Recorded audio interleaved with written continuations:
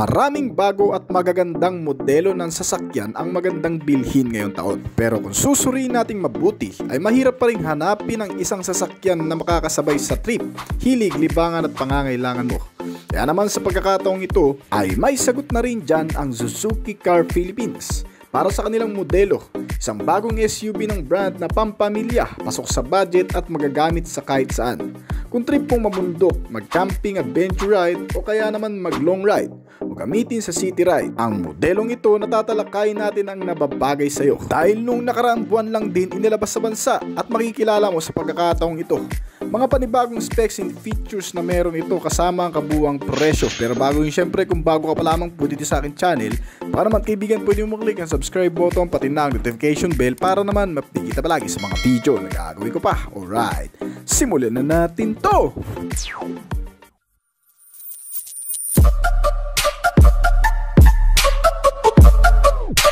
Ngayon taon ng paglabas ng bagong off-roader ng Suzuki Car Philippines, ang Suzuki Jimny 5 Doors.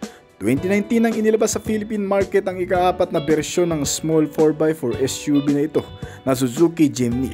Ang matagal ng modelong hinihintay sa bansa at ito ang kasalukuyang pambato ng brand para sa kanilang off-roader na madadala mo sa kahit saang manglupain.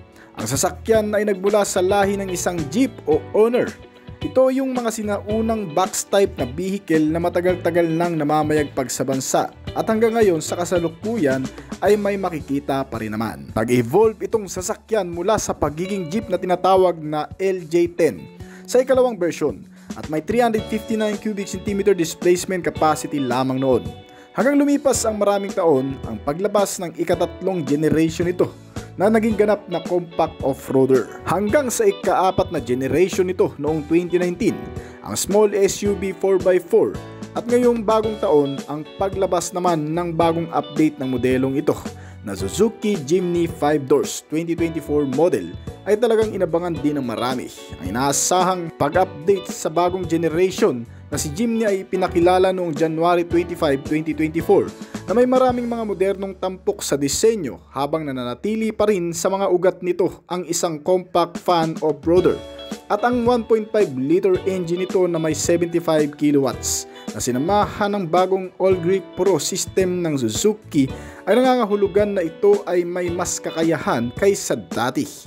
Ito ay dahil sa part-time differential nito na 4-wheel drive system kasama ang original na leather frame chassis at mas pinalaki na body type configuration.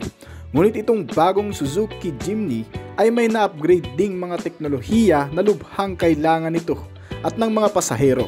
Kabilang dito ang touchscreen infotainment system, mga bagong safety features gaya ng lane departure warning, automatic brake, downhill at hill start assist control, high beam assist at marami pang iba.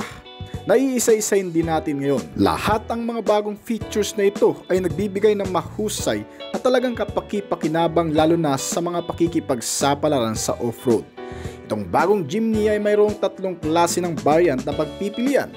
Ang manual Jimny 5DR GL, ang automatic Jimny 5DR na GLX, at ang automatic Jimny 5-door 2-tone na top variant nito. Pagdating naman sa external, dala pa rin ang signature design ng Jimny na may makikitang circular shape LED headlamp at sa gilid ang circular shape ding signal light nito. Isang chrome accent front bumper grille with 5-form horizontal pattern at may logo ng Suzuki. At full black painted na rin ang lower front bumper. Bagamat simple pero napaka-macho ng datingan nito. At pagdating naman sa body size ay talagang ganap na SUV na rin. Talagang makakamangha ang modelong ito kasi fit siyang gamitin sa kahit saang lakad mo. Hindi hassle sa city ride kasi hindi rin ganun kalaki at madali lang isingit, lalo na sa matatraffic na lugar. Meron na din itong kasamang front circular shape fog lamp, kaya eksakto ang visibility kahit sa madidilim na kondisyon. Pagdating naman sa side profile, makikita ang fully black painted mga built-in cladding at mga side skirt nito. Dahil dito ay lumalabas ang pagiging flexible ng modelong ito sa kahit anong kondisyon ng kalsada mala off-road tires, mga kaibigan, na fully set na. Bukod pa dyan, ginamitan din ito ng mga gulong na sapat para palakasin ang kapit sa madudulas na kondisyon. Mga tires na pang off-road na rin.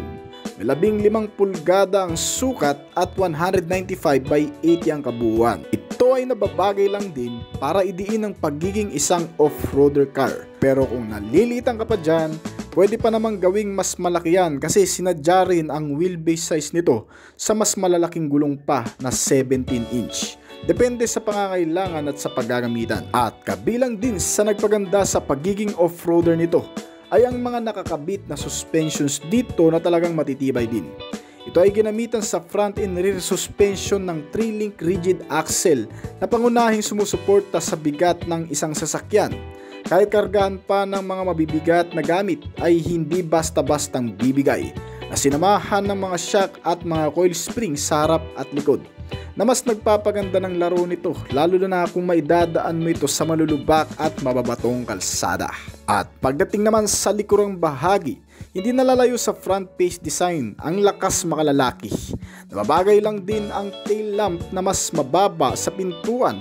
Dito na rin nakalagay ang spare tire para mas madali mo nang makuha ang gulong kung sakali mang magpapalit ka. At pagdating naman sa kabuuang makina, itong Suzuki Jimny ay pinapagana ng isang 1.5 liter gasoline engine, 4-cylinder 16 valve at fuel supply system na MPI o multi-point injection na tumutulong sa matipid na paraan ng konsumo nito. Meron itong alinman sa mga automatic at manual transmission na naka 5-speed gear shifting at part-time 4-wheel drive train na gumagawa ng lakas na 101 horsepower sa kada 6,000 RPM at 130 Nm ng torque naman sa kada 4,000 RPM.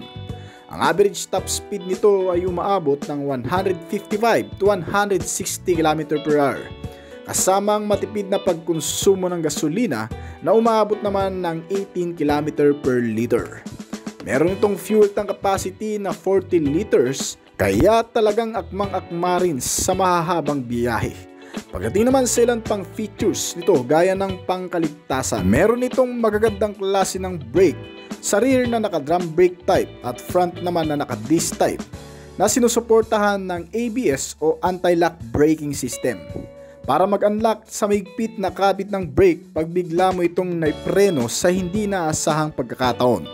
May kasama rin itong electronic brake distributor o EVD, isang teknolohiyang bumabalanse sa lakas ng kapit ng brake depende sa klase ng kalsada na dadaanan at sa bigat ng karga nitong sasakyan. Dahil dito ay mas naisasaayos ang paggamit ng brake procedure, kasama pa ang brake assist nito. So wala kang poproblemahin dito pagdating sa braking system niya. Meron din itong mga advanced safety features na para sa pataas o pababang kalsada, gaya ng hill start and downhill assist control system. Well, para malaman mo kung anong magandang purpose ng mga sistemang ito ay ibabahagi na rin natin. Ang hill start ay magagamit kapag pataas ang kalsada, dahil kahit huminto ka sa ganong kondisyon na pataas, kahit hindi ka nakatapak sa brake ay hindi basta-bastang uus-us o pababa ang sasakyan. Meron din itong downhill assist, vice versa naman ng hill start assist.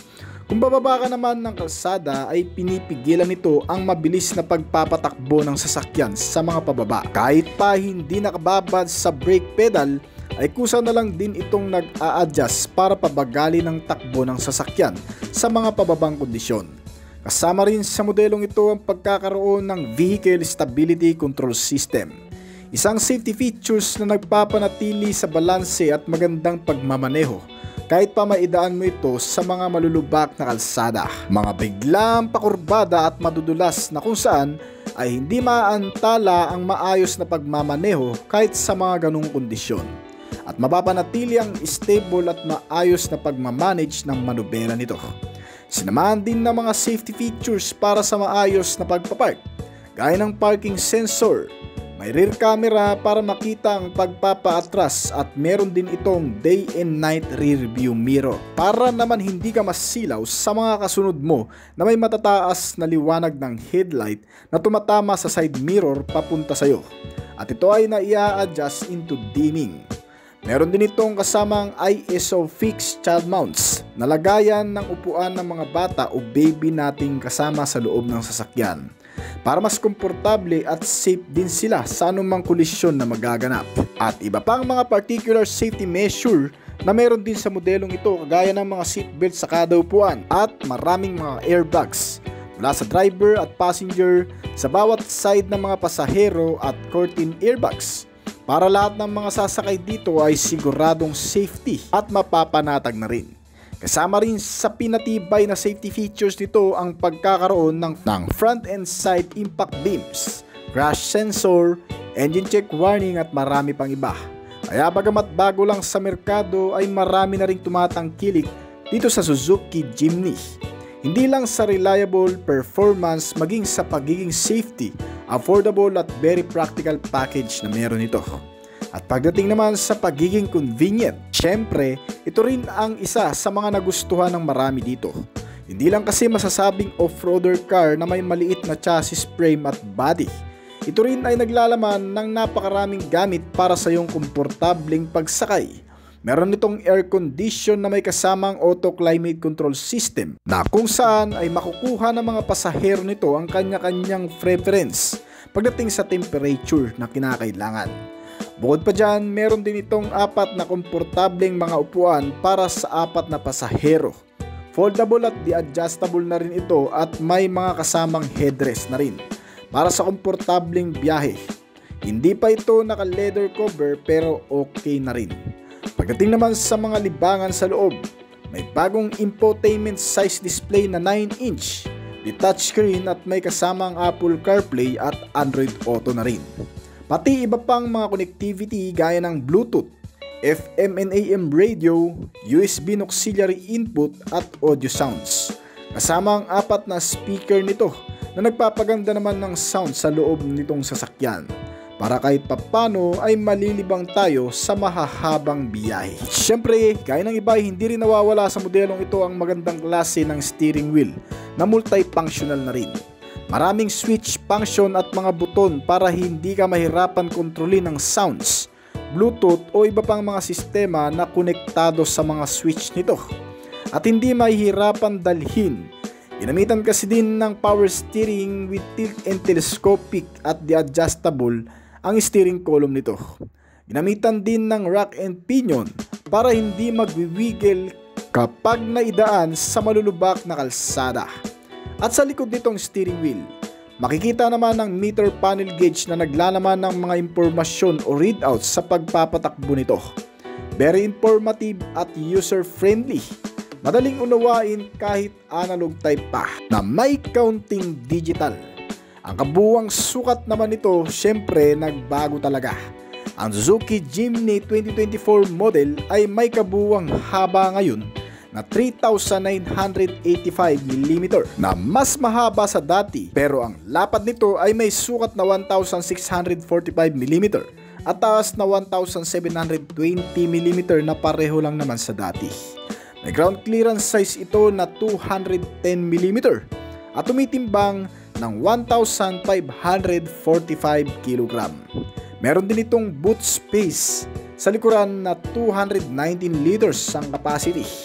May 4-seater at may 5 doors. Bagay na bagay pang camping ang modelong ito. May turning radius ito na 5.7 meter para sa mga pag-U-turn, lalo na kung nasa syudad ka nagmamaneho. Ito ay inilabas ngayong taon lamang noong January 25 at nagkakahalaga ang kabuuang presyo nito mula sa pinakamababang variant na nagkakahalaga ng 1,558,000 pesos hanggang sa pinaka-top variant nito na nagkakahalaga naman ng 1,698,000 pesos dito sa bansa. So hanggang dito na lamang po siguro ng ating video. Ngayon kung nagustuhan mo ang topic natin ngayon, baka naman pwedeng pa-click ng like button sa baba at pa-comment na rin ang iyong opinion pagkatapos ng video nito.